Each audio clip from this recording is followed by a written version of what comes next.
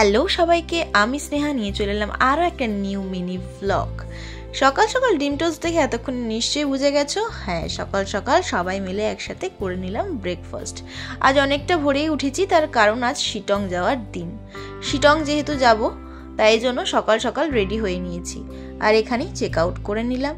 খুব মিস করব হোটেলটা, কেন জানো আমি ভীষণ শপিং করতে ভালোবাসি। আর এই হোটেলটার দুধারে ছিল শুধু মার্কেট, আমি আমার রুম থেকেও দেখতে পাচ্ছিলাম। তাই কিছু তো করার নেই, আজকের মতো এখানেই টাটা জানিয়ে দিলাম।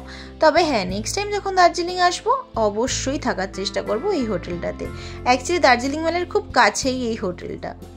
যাই হোক, ড্রাইভার দাদা এসে দাঁড়িয়ে আছে।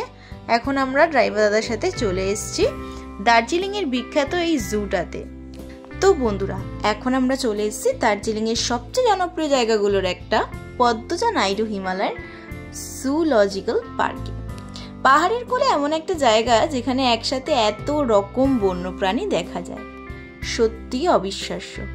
চারপাশে ঠান্ডা হাওয়া, কুয়াশা আর পাহাড়ের সবুজ ঘেরা পথ দিয়ে হাঁটতে হাঁটতে প্রাণীগুলো দেখতে একদম অন্যরকম অনুভূতি। এখন আমরা চলে এসেছি চিড়িয়াখানার সবচেয়ে আকর্ষণীয় অংশে। এখানেই রয়েছে আমাদের জাতীয় গর্ব রয়্যাল বেঙ্গল টাইগার।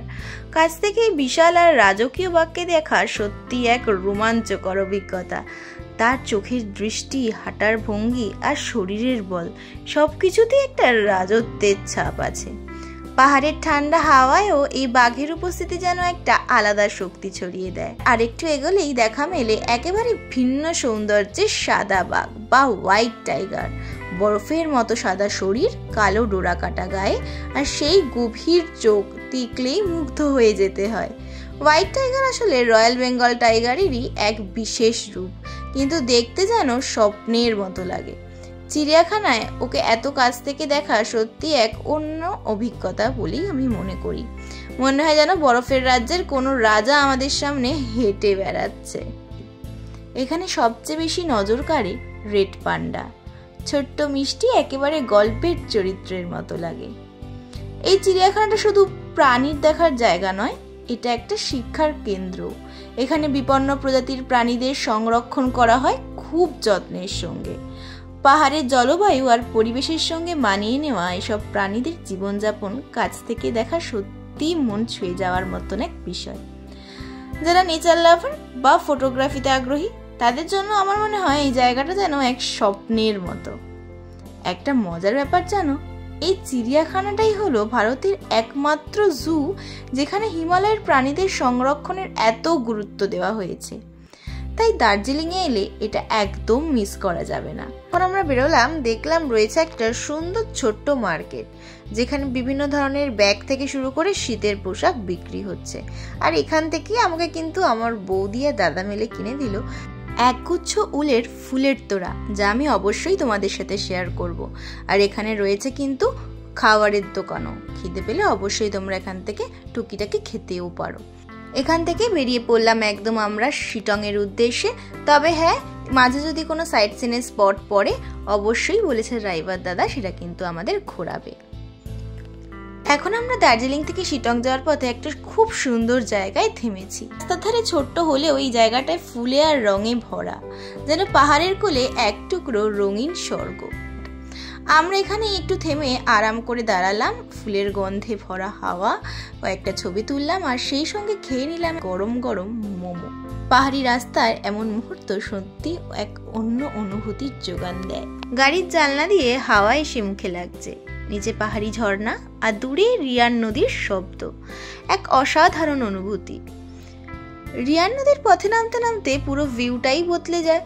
উপরে ঠান্ডা কুয়াশা থেকে নিচে সবুজ বন আর নদীর এই কলকল ধ্বনি। এই পথটা এত সুন্দর যে শুধু এই রাস্তা পেরোনোর মধ্যেই দার্জিলিং ভ্রমণের অর্ধেক আনন্দই যেন লুকিয়ে আছে এখানে। আর তার সাথে হয় যদি একটু টক ঝাল ফুচকা, এই আনন্দ যেন দ্বিগুণ হয়ে ওঠে। আর আমি জানো তো যেখানেই যাই সেখানকার ফুচকাই ট্রাই করি, আমার খুব ভালো লাগে। যেহেতু আমি ফুচকা খেতে একটু বেশিই ভালোবাসি তাই জন্য। এখন আমরা এসে পৌঁছেছি রিয়ান নদীর ধারে। দার্জিলিং থেকে শিটং যাওয়ার পথে এই নদীটা যেন একেবারে স্বর্গের টুকরো। পাহাড়ের কোলে বয়ে চলা এই ছোট্ট নদীটাকে প্রথম দেখাতেই মনে হয় প্রকৃতি এখানে নিজের হাতে ছবি এঁকেছে।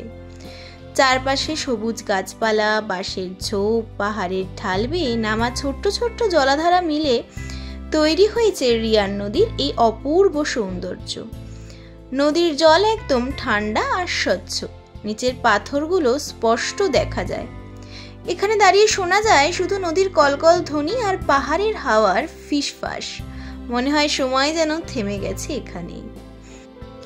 এতক্ষণের জার্নি শেষ করে আমরা পৌঁছালাম শিটংয়ে। শিটংয়ে আজকে আমরা থাকবো এই সুন্দর হোমস্টেটাতে। হোমস্টেটা সত্যিই ভীষণ সুন্দর, তাই জন্য আমরা ঢুকে পড়লাম। আর এই হোমস্টেটাতে ঢুকেই আমরা ফার্স্টে খুঁজছিলাম যে আজকের বারবিকিউ নেশনটা আমরা কোথায় করব। তারপর দেখে নিলাম, আর চারিদিকে কি ছোট্ট ছোট্ট সুন্দর ফুল গাছ। নিজেদেরকে আর না ধরে রাখতে পেরে একটা ছোট্ট করে বানিয়ে নিলাম রিলস। আর তারপর যেহেতু ভীষণ খিদে পেয়ে গেছিলো, হাত ধুয়ে বসে পড়লাম টেবিলে।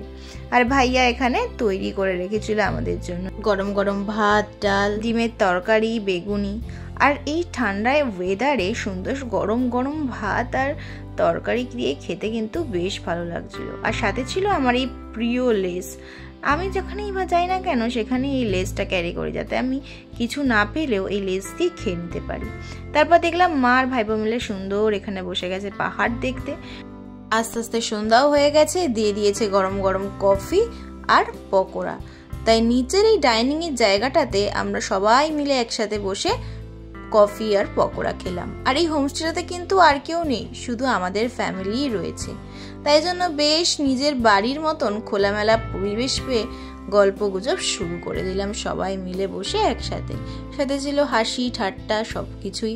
আর তাড়াতাড়ি যেন তো রেডি হয়েও নিতে হবে, কারণ বিকেল হতে না হতেই আমার ভাইপোর বার্থডে সেলিব্রেট করা হবে। যাই হোক, ভিডিওটি যদি ভালো লেগে থাকে লাইক কমেন্ট শেয়ার অবশ্যই করে দিও।